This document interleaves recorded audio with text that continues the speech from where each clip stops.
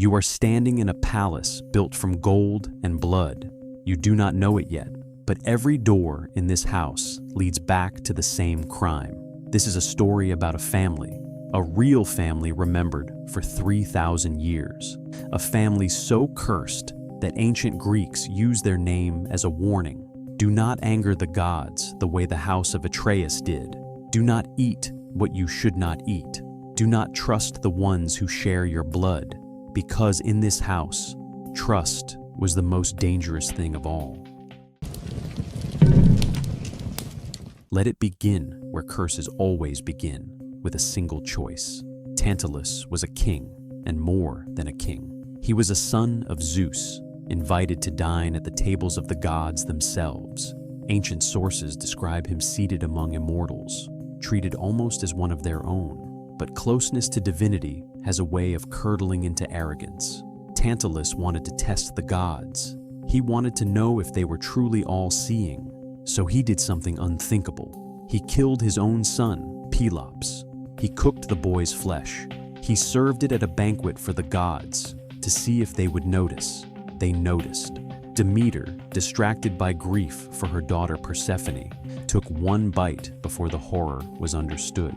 The other gods recoiled. They restored Pelops to life, replacing the shoulder Demeter had eaten with one carved from ivory, and Tantalus was cast into the underworld, condemned to stand forever in a pool of water beneath a tree heavy with fruit.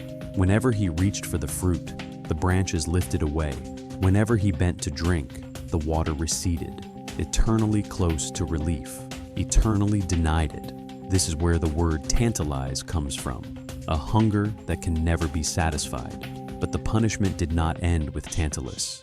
It attached itself to his bloodline, and bloodlines, once cursed, tend to keep the appointment. Pelops grew up. He became a king in his own right, ruling over the land that would one day bear his name, the Peloponnese. He married. He had sons. Two of them would matter more than any others, Atreus and Thyestes, brothers. And brothers in this family do not stay brothers for long. The two of them competed for the throne of Mycenae.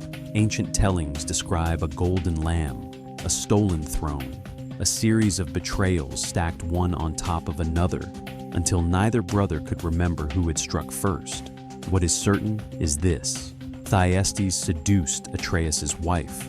Atreus discovered it, and Atreus decided that ordinary revenge would not be enough. He remembered his grandfather's crime, and he chose to repeat it. Atreus invited his brother to a feast of reconciliation, a peace offering, or so it seemed. Thyestes came, hungry for forgiveness as much as food. He ate well. He ate everything set before him. Only afterward did Atreus reveal what the meal had contained: his own children, slaughtered, cooked, and served to their own father. Ancient sources say the sun itself turned back in the sky, unable to look upon what had happened. Thyestes fled, cursing Atreus and every descendant who would come after him. A curse spoken in grief has a way of outliving the grief itself. Do you understand what kind of house this is yet? A house where feasts are weapons, where hospitality, sacred to the ancient Greeks above almost anything else, becomes the perfect disguise for murder. You break bread with your brother, and it is your children on the plate.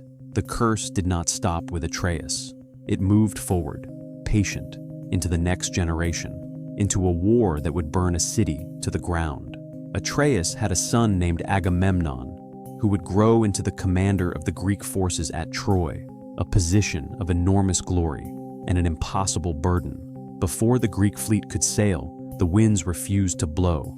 Agamemnon's ships sat still, going nowhere, while an entire army waited on the shore.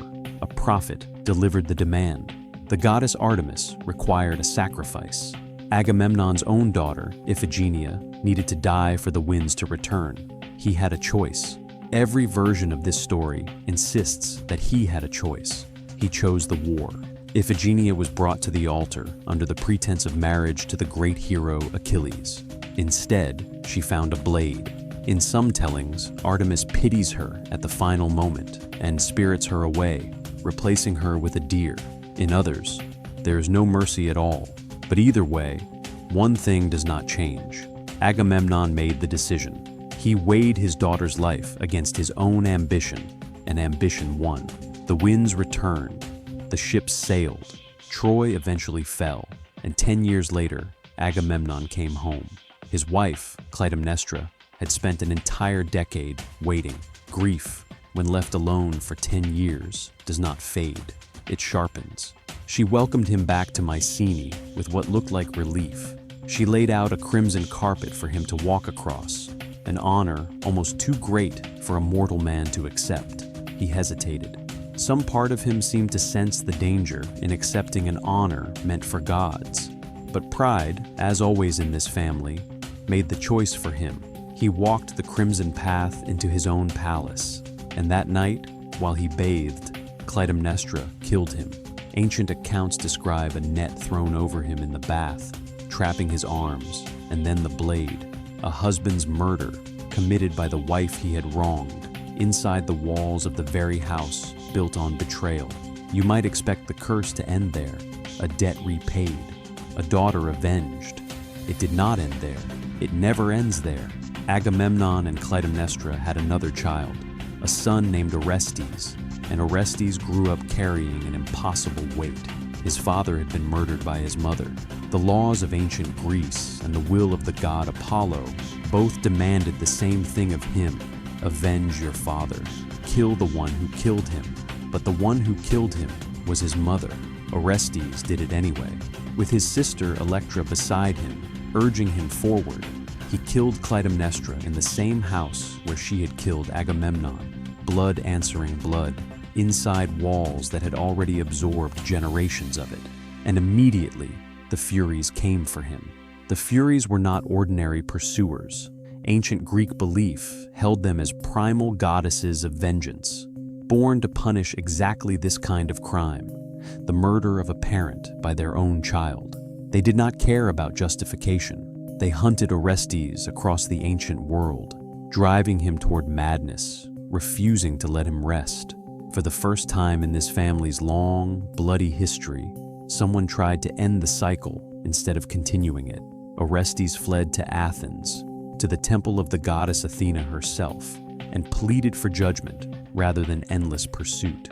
Athena did something unprecedented.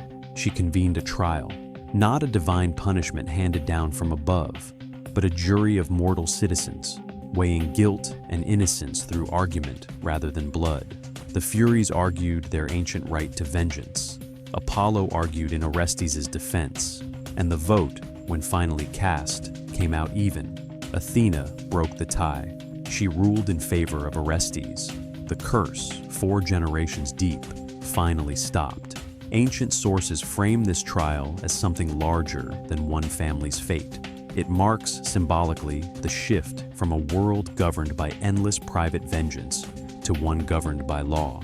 A courtroom replacing a cycle of murder, a jury replacing a curse. But think about what it took to get there.